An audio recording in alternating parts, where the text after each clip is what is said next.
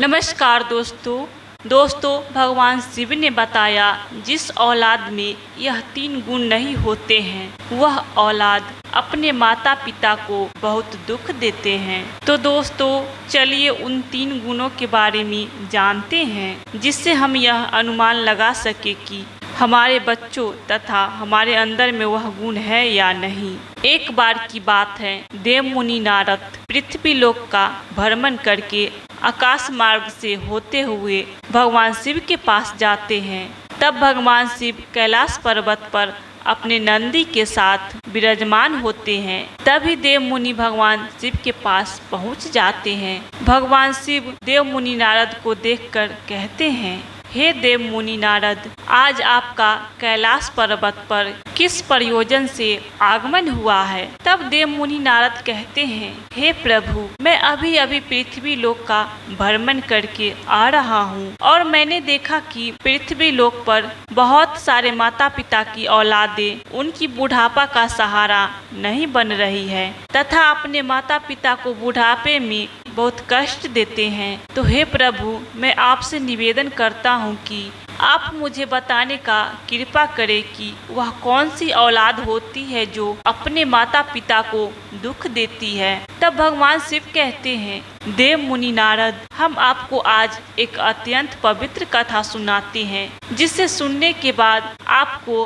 आपके सभी प्रश्न के उत्तर अवश्य मिल जाएंगे। भगवान शिव कहते हैं, जो व्यक्ति इस कथा को ध्यान पूर्वक सुनता है उस व्यक्ति के बच्चे बुरी संगति से बाहर आते हैं तथा अपने माता पिता की सेवा सदैव करते हैं। दोस्तों, अगर कथा पसंद आए तो वीडियो को लाइक और चैनल को सब्सक्राइब कर लेंगे।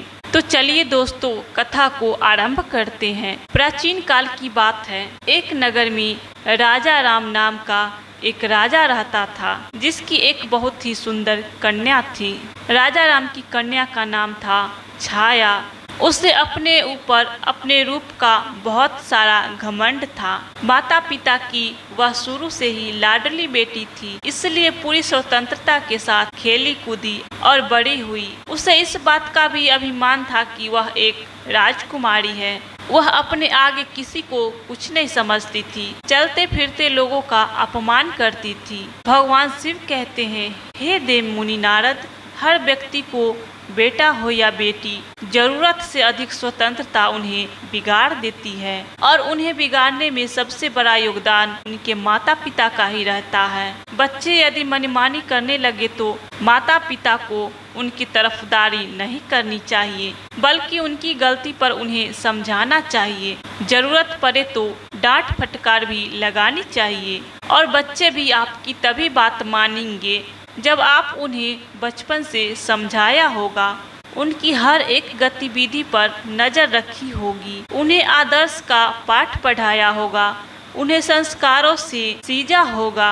यदि माता पिता ने ऐसा नहीं किया है तो औलाद के बड़े होने पर आप उन्हें दंडित करके भी नहीं सुधार सकते। तब तो आपका समझाना भी उनको तीर की बाण की भांति चुभेगी, वह आपके वश से बाहर हो जाएंगे। भगवान शिव आगे कहते हैं, हे देव मुनि नारद, राजा राम की कन्या के लिए जो भी रिश्ता आता तो वह अपने दुष्ट स्वभाव के चलते वह उसे लौटा देती थी। उसके लिए न जाने कितने रिश्ते आए और उसने सबको अपमानित करके उनकी मजाक उड़ाते हुए वहां से वापस कर देती थी। राजा भी बेटी की इन हरकतों से बहुत परेशान हो चुका था। एक दिन राजा ने बेटी छाया के लिए अपने राज्य में एक स्वयंवर का आयोजन किया। कई जगह के राजकुमार राजा महाराजा स्वयंवर में भाग लेने के लिए आए। सारे राजा महाराजा आकर अपने अपने आसन पर बैठ गए। उधर राजकुमारी छाया हाथ में माला लेकर अपनी सहेलियों के साथ राज दरबार में जा रही थी। छाया अपनी सुंदरता के घमंड में भरी हुई थी। सभी राजकुमारों को गौर से देखती हुई आगे को बढ़ने लगी। वह जिस भी राजकुमार के सामने पहुंचती थी उसकी किसी न किसी बात पर मजाक उड़ाती और आगे बढ़ जाती। सभा के बीच राजकुमारी की बातों से अपमानित होकर वह राजकुमार राजसभा से उठकर चले जाते हैं। राजकुमारी एक मोटे से राजकुमार के सामने पहुंची। वह उस मोटे राजकुमार की मजाक उड़ाते हुए अपनी सहेली से बोली, सहेली देखो तो इन महाशय को इनका शरीर कैसा लग रहा है, जैसे किसी ने आटे का बोरा रख दिया हो। उसकी शरीर की बनावट पर वह काफी देर तक हंसी उड़ाती रही। वह राजकुमार राजकुमारी की बातों से लज्जित होकर दरबार से चला गया। इसी तरह राजकुमारी फिर अगले राजकुमार के पास पहुंचती है। वह राजकुमार देखने में कुछ लंबा था। राजकुमारी छाया ने अपने कटु शब्दों से उसे भी खूब अपमानित करने लगी। देखो सहेली, यह तो कोई खंभा मालूम पड़ता है, इसे तो किसी चौराहे पर खड़ा करके इसके ऊपर मसाल लगानी चाहिए। राजकुमारी की अपशब्दों से पीड़ित होकर वह भी मुंह बनाता हुआ वहां से चला गया। एक राजकुमार की तो काफी बढ़ी हुई दाढ़ी थी। उसे देखकर राजकुमारी ठहाके मारकर हंसती हुई बोली, अरे सहेली, हमारे पिता ने तो स्वयंवर में लंबी दाढ़ी वाले बकरों को भी बुला लिया है, इसे तो मेरी जूती भी विवाह न करे। दोस्तों, राजकुमारी उसके रंग रूप और दाढ़ी की खूब मजाक उड़ाई, परंतु उस दाढ़ी वाले राजकुमार ने राजकुमारी की लज्जित करने पर तनिक भी बुरा नहीं माना, क्योंकि वह राजकुमारी को अपना दिल दे बैठा था। वह भी दरबार से उठकर चला गया। दोस्तों, अब तो एक एक करके राजकुमारी ने सारे राजकुमारों को बेइज्जत करके नापसंद कर दिया। यह बात छाया के पिता राजा राम को बहुत बुरी लगी। राजा साहब सोचने लगे, इस लड़की ने तो हमारे दरबार में आए हुए हमारे सारे मेहमानों को बेइज्जत कर दी। इस लड़की को इसकी दुष्टता का दंड अवश्य मिलेगा। गुस्से में राजा ने भरे दरबार में यह घोषणा कर दी कि भाइयों, मैं अपनी बेटी की ऐसी हरकत के लिए आप सबसे क्षमा मांगता हूँ, पर आज मैं सबके सामने यह घोषणा करता हूँ कि इस कन्या का विवाह अब मैं किसी राजकुमार से न करके किसी भिखारी के साथ करूँगा, जो रोज भीख मांग कर ही अपना पेट पालता होगा और उसके साथ रहकर यह भी भीख मांग कर खाएगी, तो इसे अपनी करनी का पछतावा जरूर होगा। राजा की ऐसी घोषणा सुनकर दरबार में बैठे सभी राजकुमारों ने राजा की बहुत प्रशंसा की। सभी कहने लगे कि राजा साहब, ऐसी असभ्य असंका कन्या के साथ ऐसा ही होना चाहिए। इतना कहकर वह राजकुमार राजा के दरबार से चले गए। तभी वहां से एक भजन गाता हुआ भिखारी गुजरा। भिखारी की आवाज सुनकर राजा ने अपने नौकर को भेजकर उस भिखारी को अपने दरबार में बुला लिया। उस भिखारी की बहुत ही दयनीय दशा थी। मैले कुचले फटे पुराने वस्त्र पहना था। उसके हाथ में एक लठ भी थी, लंबी सी दाढ़ी थी। भिखारी राजा के सामने जाकर खड़ा हो गया और अपनी मधुर आवाज में कुछ गीत गुनगुनाने लगा। भिखारी की मधुर गीत सुनकर राजा बहुत प्रसन्न हुआ। प्रसन्न होकर राजा ने भिखारी से कहा, हम तुम्हें इनाम के रूप में मैं अपनी बेटी सौंप रहा हूँ। आज से यह तुम्हारी पत्नी है, तुम इसे अपने साथ ले जाओ और जैसे भी रूखा सूखा बन पड़े स्वयं खाना और इसको भी खिलाना। दोस्तों, अपने पिता राजा राम का ऐसा कठोर निर्णय सुनकर छाया बहुत दुखी थी कि उसके पिता ने यह क्या कर दिया। पहले तो उसने भिखारी के साथ जाने से साफ इनकार किया, पर राजा का ऐसा ही आदेश था, इसलिए उसे विवश होकर भिखारी के साथ जाना पड़ा। बेटी, तुमने किसी राजघराने में जाने का अधिकार पूरी तरह से खो दिया है। अब से यह भिखारी ही तुम्हारा पति है, इसी के साथ तुम्हें अपना जीवन बिताना पड़ेगा। अगर तुमने इसे धोखा दिया या इसका साथ छोड़ा तो तुम्हें मृत्यु दंड भी दिया जा सकता है। दोस्तों, राजा ने छाया का विवाह उस भिखारी से कराने के बाद उसे अपने घर से विदा कर दिया। छाया रोती चिल्लाती छाती पीटती हुई भिखारी के साथ चली गई। भिखारी उसे लेकर खुशी खुशी एक जंगल में लेकर चला गया। उसे जंगल में उसका एक अत्यंत सुंदर कुटिया थी। उसी कुटिया के पास में वह भिखारी एक आम का पेड़ लगाया था। उस पेड़ पर बहुत सारा आम पके हुए थे। तब राजकुमारी ने बाहर जाकर देखा तो एक बहुत बड़ा सुंदर खेत है। छाया ने उस भिखारी से पूछा कि यह खेत किसका है, तो भिखारी ने जवाब दिया कि हे राजकुमारी, मैंने ऐसा सुना है कि यह खेत उसी दाढ़ी वाले राजकुमार का है जिसे तुमने अपने स्वयंवर में दाढ़ी वाला बकरा कहकर अपमानित किया था। पर आपका दुर्भाग्य देखिए और बदकिस्मती से मैं भी आपको उसी दाढ़ी वाले की तरह लंबी दाढ़ी वाला मिला हूँ। अगर तुम उस दाढ़ी वाले से विवाह कर लेती तो आज इस खेत की तुम स्वयं मालिक होती, पर अब पछताने से कोई फायदा नहीं है। अब तो तुम्हें मुझ जैसे भिखारी के साथ ही जिंदगी भर रहना पड़ेगा। दोस्तों, फिर कुछ दूर आगे चलने पर राजकुमारी छाया को सुंदर फल फूलों से लदा हुआ एक बाग दिखाई दिया। छाया ने कहा, थोड़ी देर इस बाग में ठहर कर विश्राम कर लेते हैं। यह बाग किसका है? बड़ा ही सुंदर है, भिखारी ने उत्तर दिया। राजकुमारी जी, यह बाग भी उसी दाढ़ी वाले बकरे का है जिसका तुमने अपमान किया था, इसलिए अति शीघ्र विश्राम करके यहाँ से निकल, वरना वह दाढ़ी वाले राजकुमार को पता चल गया तो वह हमें अपमानित करके भगा देगा। सोचो, अगर तुम मुझसे विवाह कर लेती तो यह बाग भी तुम्हारा होता और भिखारी के साथ तुम्हें नहीं आना पड़ता, पर तुम्हारा घमंड ही तुम्हें यहाँ ले आया है। तब दोस्तों भगवान शिव ने देव मुनि नारद से कहते हैं। इस प्रकार वह बातें करते हुए दोनों आगे को बढ़ते हुए चले गए। कुछ दूर आगे जाने पर वह एक बहुत ही सुंदर नगर में पहुँचे।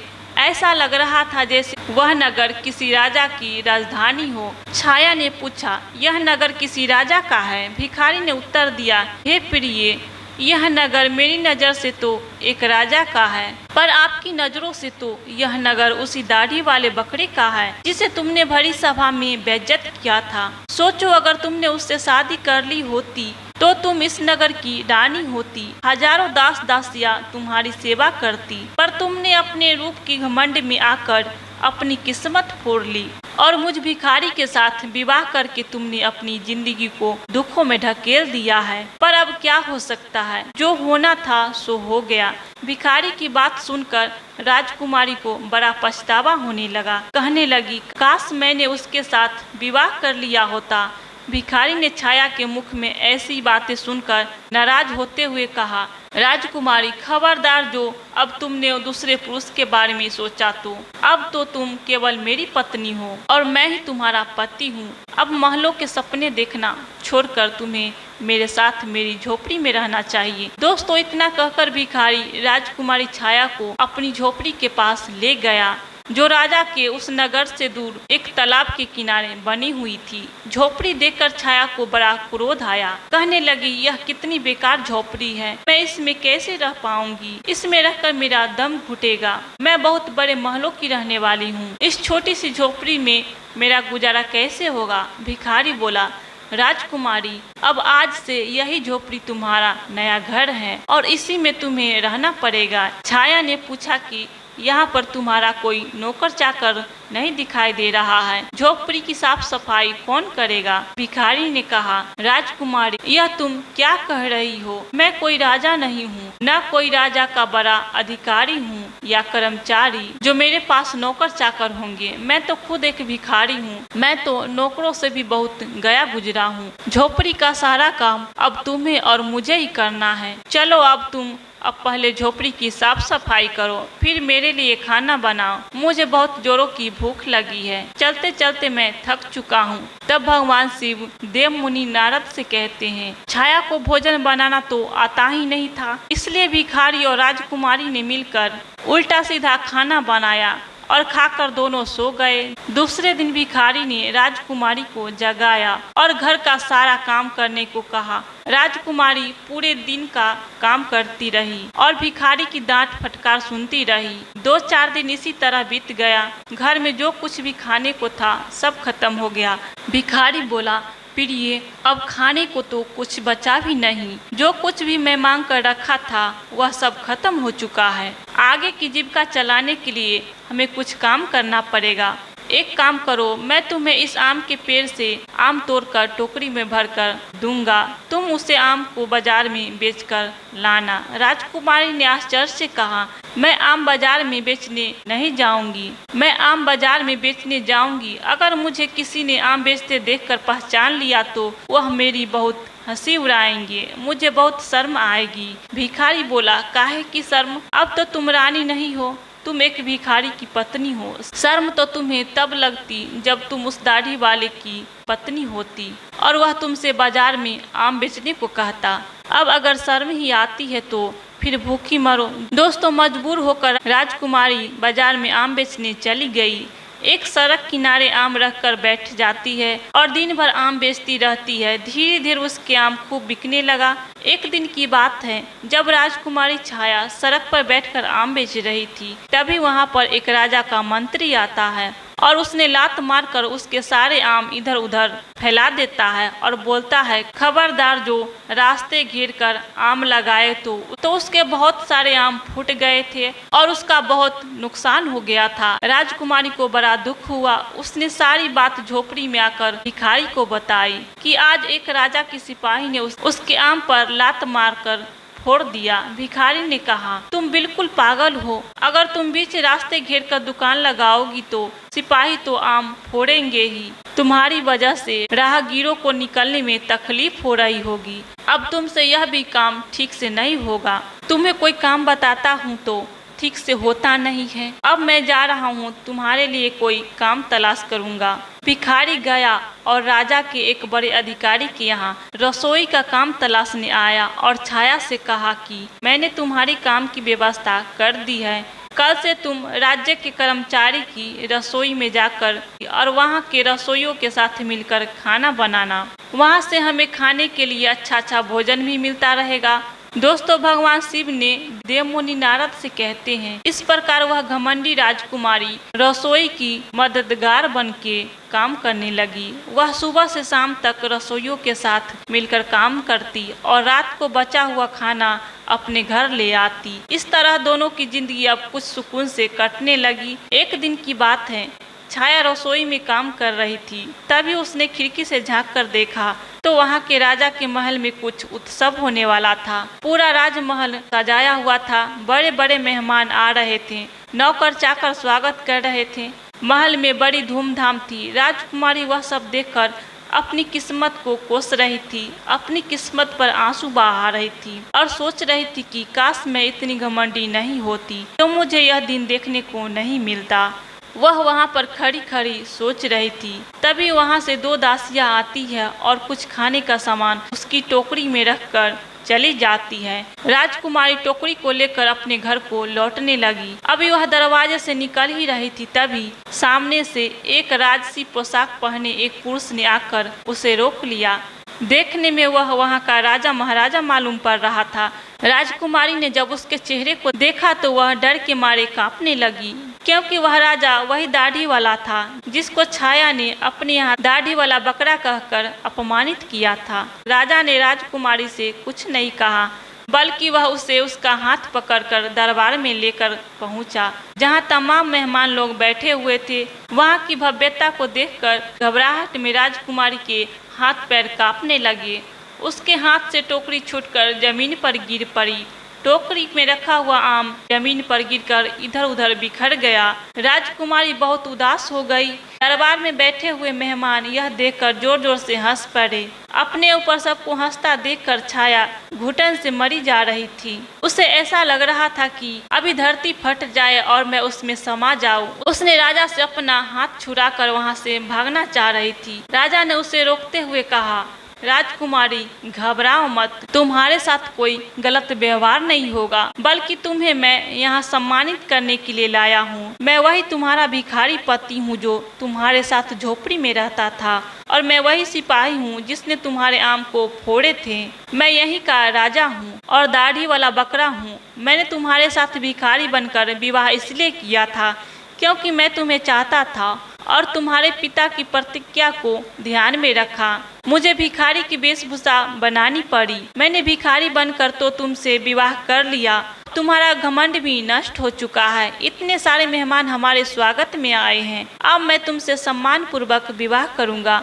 फिर भगवान शिव देवमुनि नारद से कहते हैं। यह सुनकर राजकुमारी को बड़ी प्रसन्नता हुई। खुशी में उसकी आंखें आंसुओं से भर गई। अब तो दासियां आई और उसे दुल्हन के नए जोड़े में सजा कर लाई। दरबार में छाया के माता पिता मौजूद थे। सबने राजकुमारी को खूब आशीर्वाद दिया और राजा के साथ समस्त मेहमान की उपस्थिति में उसका विवाह हुआ। उसका सारा गुरूर उतर चुका था, वह पूरी तरह से बदल चुकी थी। उसने जिंदगी जीने का तरीका सीख लिया था। दोस्तों, भगवान शिव ने देव मुनि नारद से कहते हैं, हे देव मुनि नारद, अत्यंत सुख सुविधा में पलकर मनुष्य उन अनुभवों से, उन संस्कारों से अपरिचित रह जाता है जो उसके जीवन में आगे बहुत कष्टदायक होता है। भगवान शिव कहते हैं, इसलिए मनुष्य को कभी भी किसी बात का घमंड नहीं करना चाहिए। परमात्मा जब तुम्हें किसी एक गुण से संपन्न बनाता है तो बाकी गुणों से खाली रखता है, ताकि तुम्हें जब भी कभी अभिमान हो तो तुम्हें उसका सबक मिल सके। इस प्रकार राजकुमारी उस दाढ़ी वाले पति के साथ बड़े आनंद से रानी की तरह जीवन व्यतीत करने लगी। और इस प्रकार से भगवान शिव ने बताया, जिसकी औलाद अपनी मनमानी करती है तथा अपनी माता पिता का अपमान करते हैं और उनकी बात को नहीं मानते हैं, ऐसी औलाद सदैव मुसीबत से घिरे रहते हैं। दोस्तों, उम्मीद करती हूँ यह कथा आप लोग को पसंद आई होगी। अगर कथा पसंद आई होगी तो कमेंट बॉक्स में हर हर महादेव जरूर लिखें।